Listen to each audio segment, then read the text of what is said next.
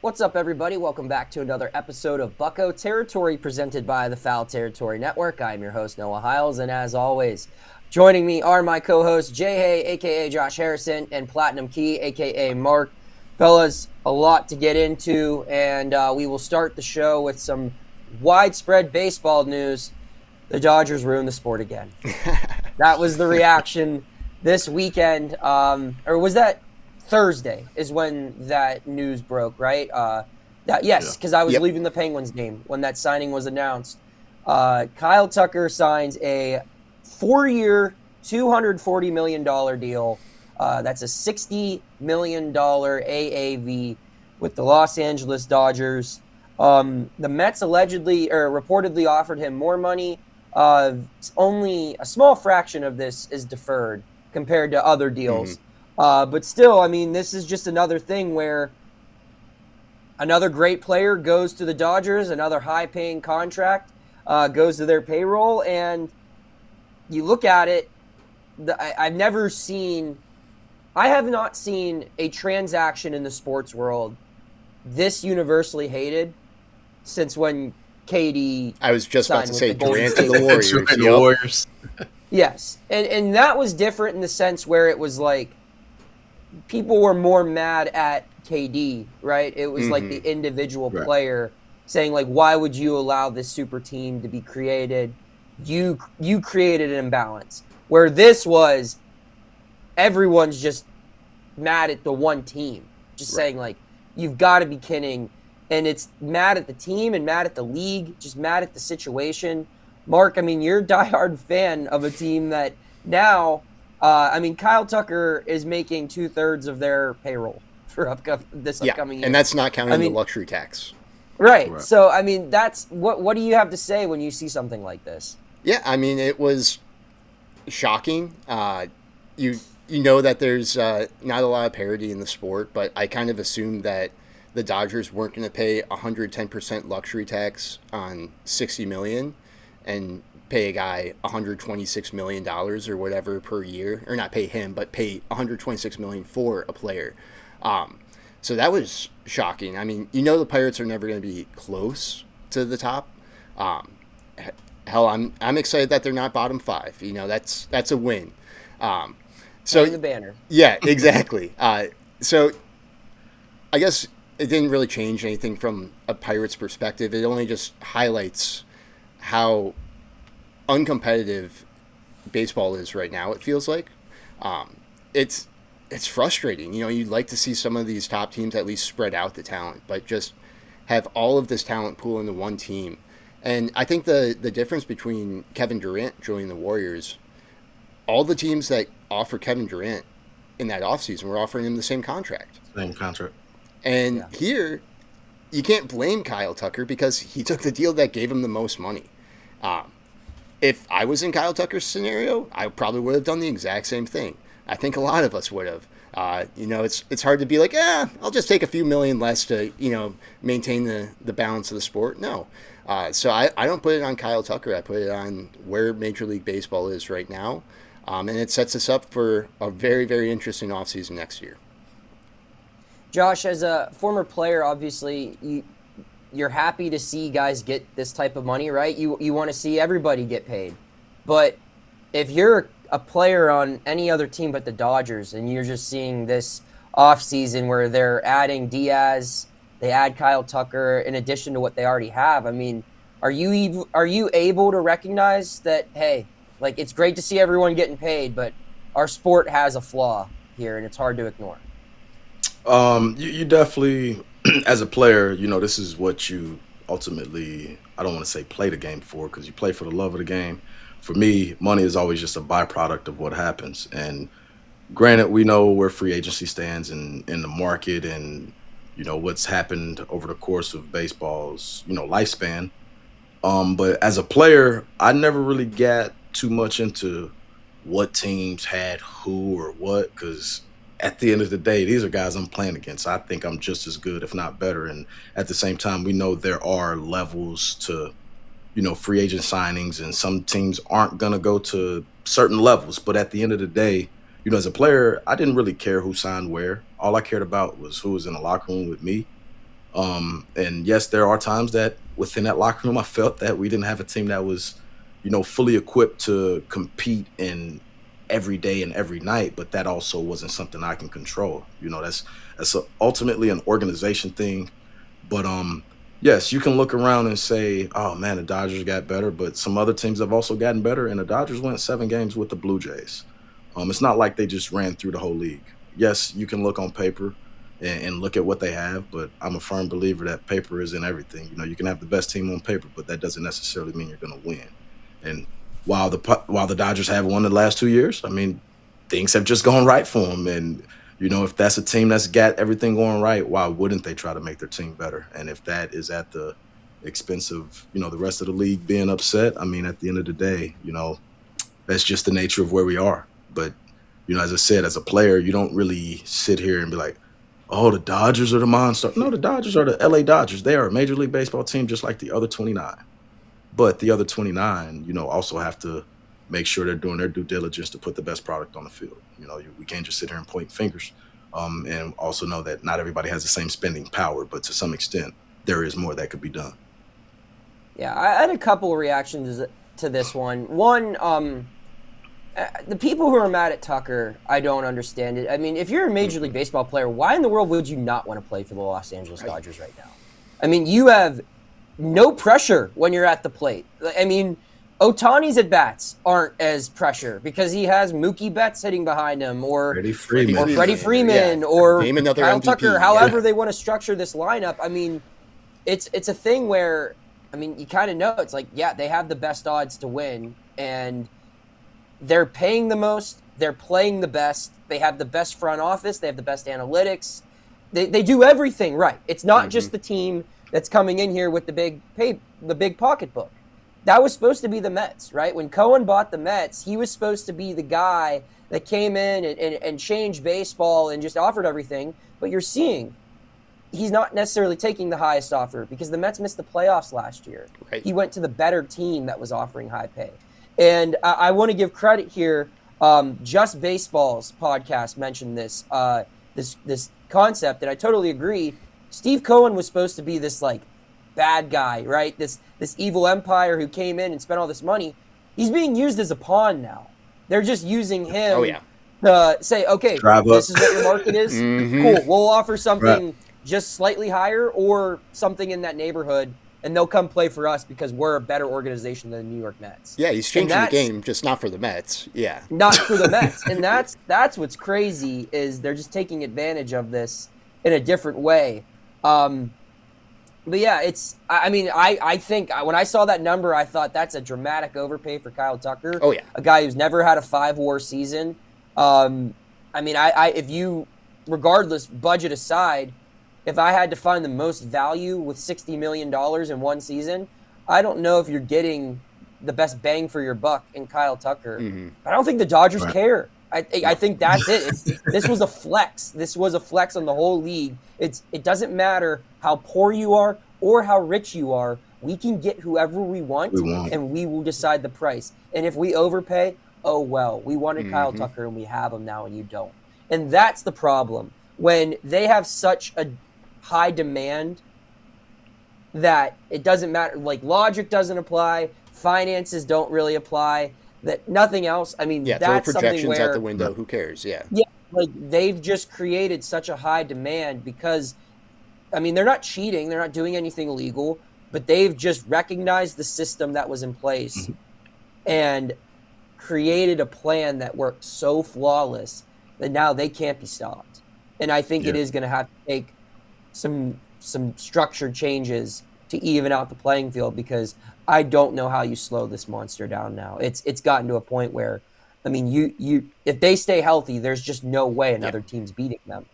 There's just no way. And I know Josh, the guy in the middle, baseball.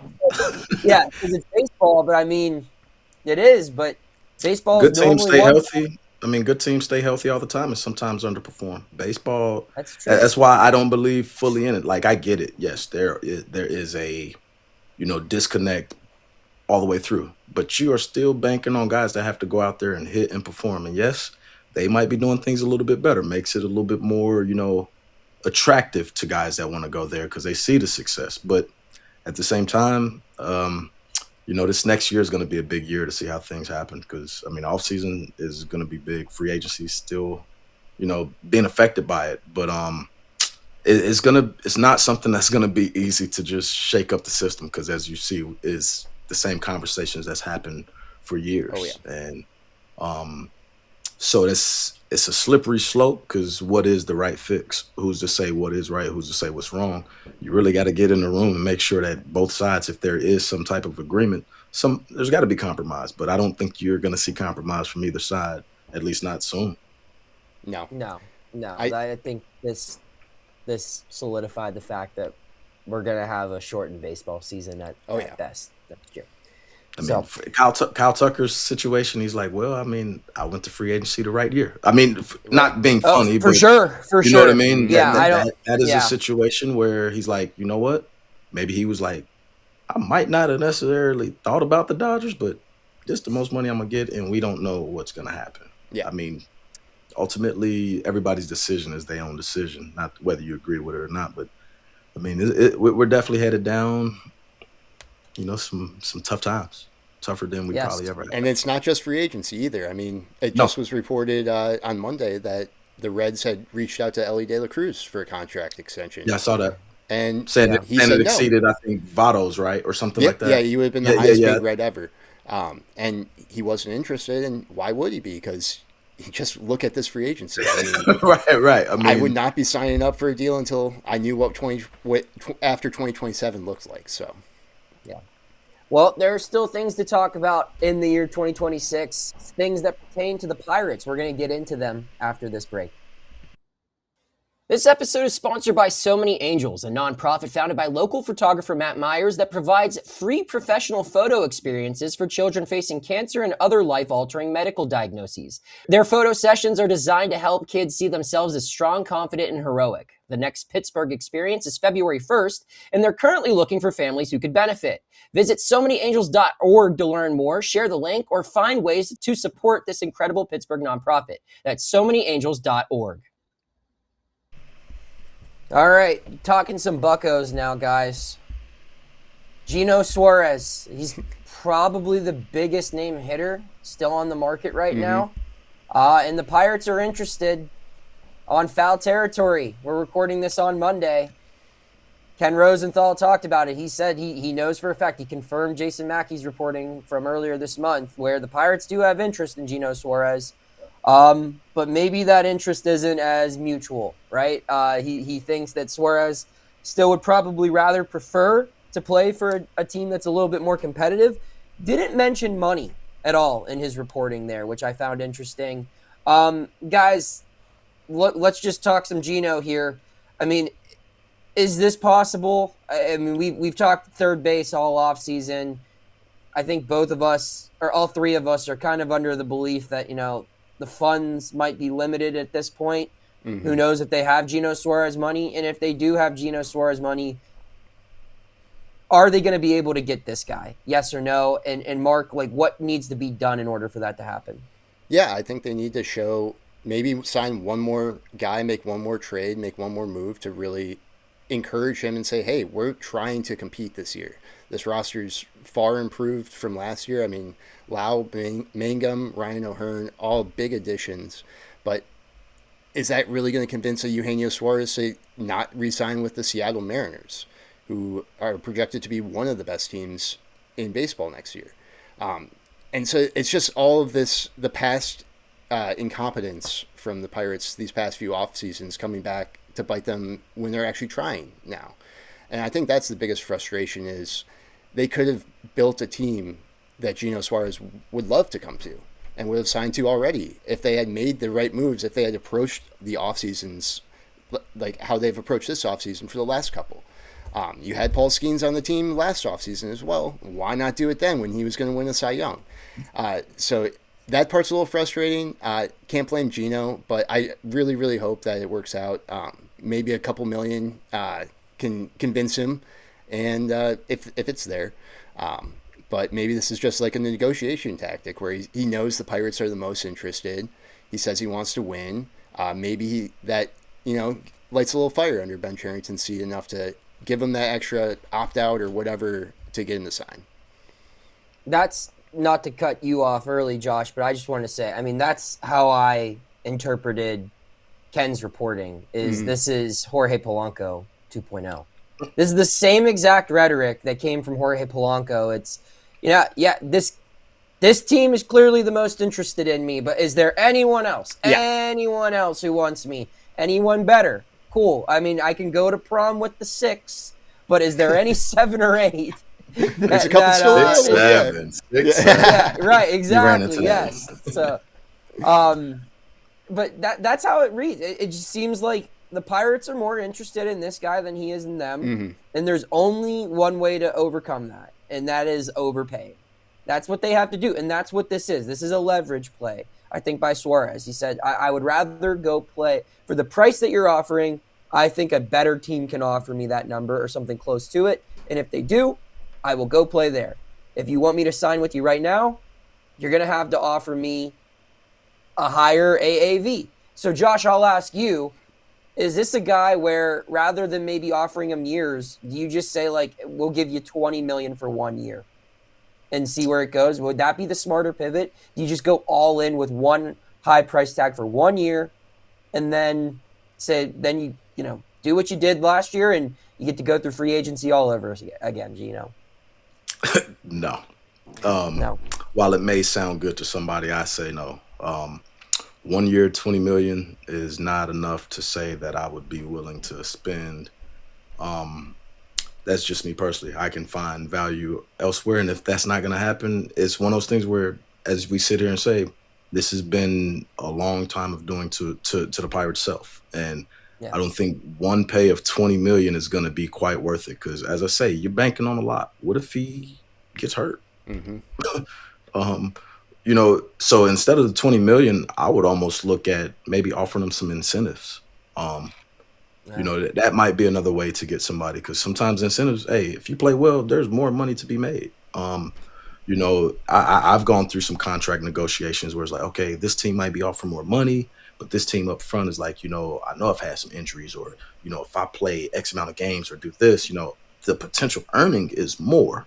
So, you're going to weigh options, and I wouldn't necessarily throw $20 million at him, but whatever his market is, obviously we know, I agree with you. It sounds like Polanco all over again, trying to up the price.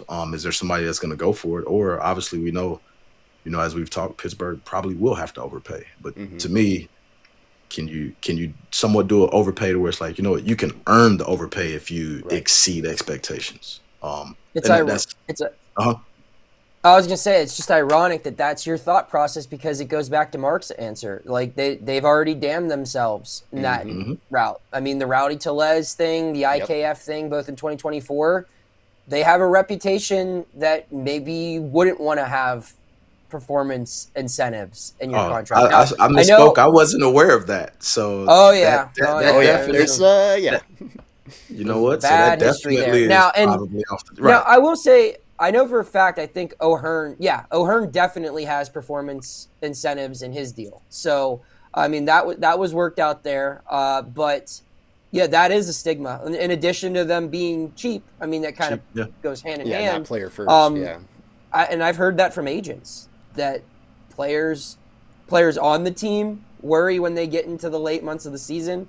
Are they gonna start cutting my playing time? I've been on a lot of teams that, and trust me, they're not the only team that's a baseball thing. For sure. But the teams that do it right, really, you know what I mean? And I don't think it's anything that's ever been put out, but teams will, behind closed doors, people are like, oh yeah, man, I remember so and so.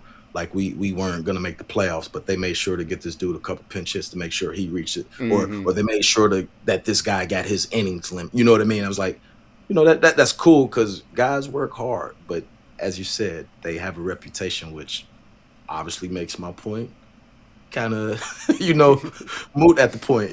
But you also have a chance to make things different, make things right. Who knows? It's just funny because, I mean, there's those two lists of teams who do it the right way and teams who maybe don't always do it the right way. And the Pirates are buried deep on the latter list. for the way they've behaved in the last however many years. And like what Mark said, I mean, I think that's going to be the point here is they probably could have got a lot more talent this offseason had they just operated this way for the last couple of years.